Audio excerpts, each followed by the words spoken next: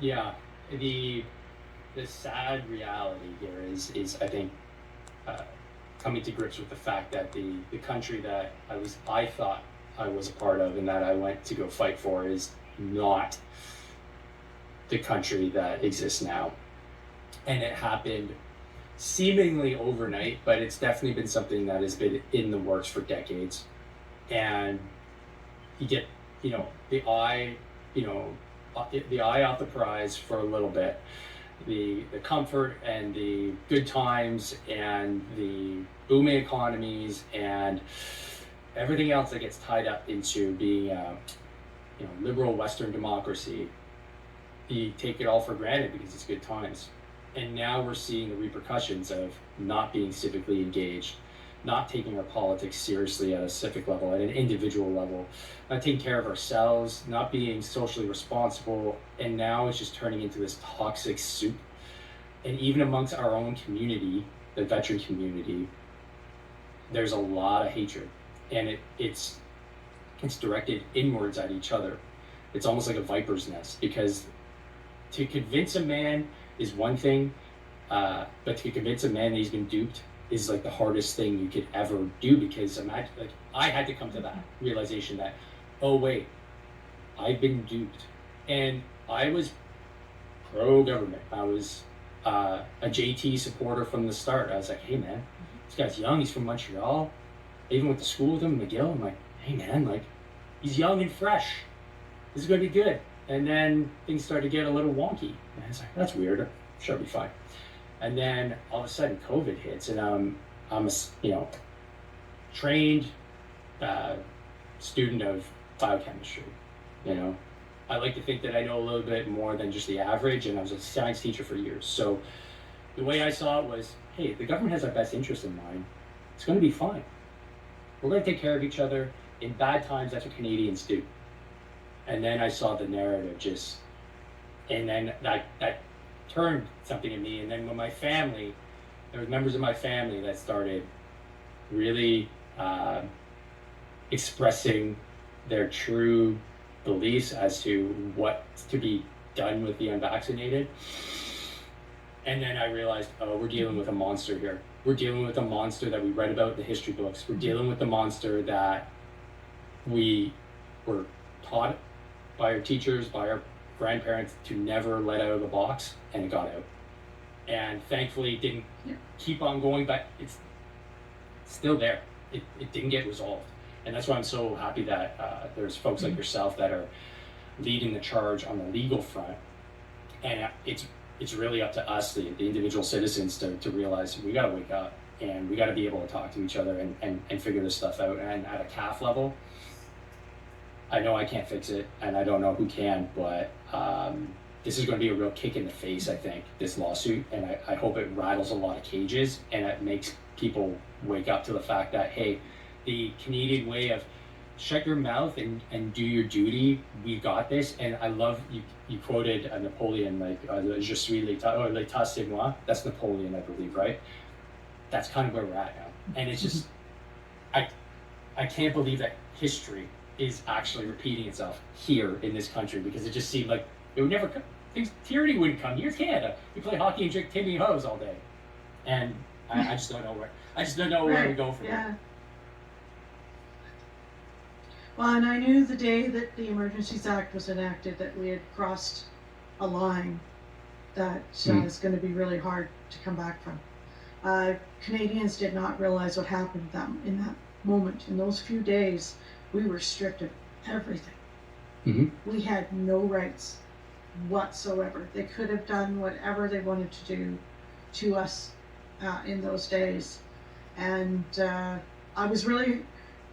well, it sort of worked. I was thinking, here's a chance for our Senate to show what they're for, to stop our Parliament from doing such things. And I think they got a little worried. That's why they rescinded the Emergencies Act when they did. And I was so proud of the truckers, so proud of them, to show that ordinary people had power. That was a big message that needed to get out. And I was pretty proud of them that they... Yeah, look, ordinary people can make a difference. Mm-hmm. And we need to be a lot more involved in our society to decide what kind of Canada we want to live in. Because this is not the Canada that I grew up in. It's not the Canada that I studied in law school. It's not the Canada I raised my son in. And so, can we go back? I don't know. But it worried me when I saw this coming down. I'm just following orders. We're supposed to die after World War II. And the Canadian chain of command went right along with it. And they're all worried. I hear there's a lot of tight chests in this chain of command right now because they're realizing that they followed an unlawful order. From If LinkedIn is any perspective, that was an unlawful order. Yeah. If LinkedIn is any judge of the amount of ass puckering that's happening right now, typically I get quite a few likes and comments on posts on health-related stuff, testosterone, being healthy and fit. When it comes to, hey, I think our Chief of Defense Staff issued an illegal order and committed a massive human rights infringement on all of its troops, I'm not getting any comments or any likes, which is interesting because I guess nobody wants to be seen as liking a post because, God forbid, big bad CDS might notice, hey, I know that guy. He's in my chain of command. Gone. So it's interesting. It's That's interesting right. to see how this plays out.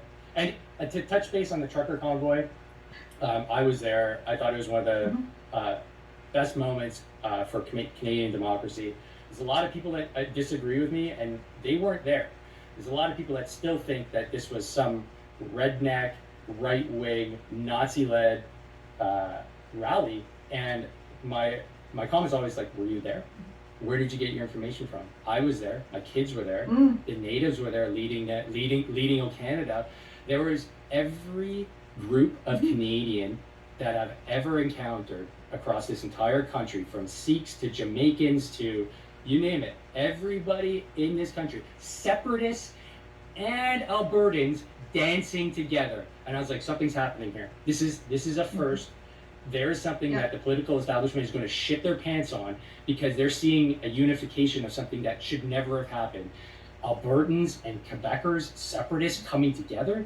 Hold on a sec. We just created some kind of alchemy here, not in our favor. And I was just blown away at the unification that this could bring. And I was like, this is the new thing. And my buddy said it perfectly. He's a veteran and a police officer as well. He goes, and in context, he's black, so he's like, hey man, he's like, you know what? I love what Martin Luther King did for like the black community in the States and the civil rights movement, but we often forget how awful it was and how everybody that followed that movement were derided and humiliated and mocked and thrown in jail. And now, what is he? He's a hero, right? And he's like, there's moments like this in history that happen, and then 50, 60 years down the line, he's like, I guarantee you some of those trucks, they're all signs like they're going to be in a museum somewhere as one of our shining lights of democracy. But he's like, it's going to take time. So for the time being, just keep on holding the line and keep on fighting. And he's like, this is going to be something that we're going to cherish in the next 50 or 60 years. I was like, that's very optimistic, and I hope that's the case. So, and I truly do. I truly hope that, because of your actions and others like you that are going to push to make sure the truth comes out, we get to see that day, and my kids get to see that day. So, Catherine, before we wrap up here, what's the best means to support this effort, to support obviously a nonprofit, so there must be some way to support your nonprofit so that we can ensure that those that are involved in the case see justice served.